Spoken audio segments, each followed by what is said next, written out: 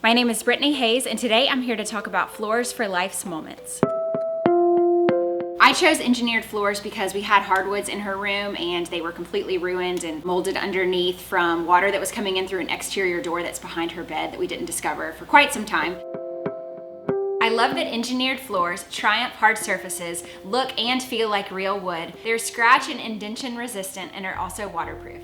Engineered Floors offers the most amazing EFI visualizer, which is so great when you're having trouble visualizing what is going to look good in a space. So for Addison's bedroom, I used their visualizer to decide which flooring I was going to go with. I simply uploaded a picture of her bedroom that I already had. Once you do that, you just choose which flooring you're interested in and choose the color along the bottom, and it just immediately swaps it out. And it does such a great job of cropping around furniture and things, so you can get a really great realistic look at what the room is going to look like.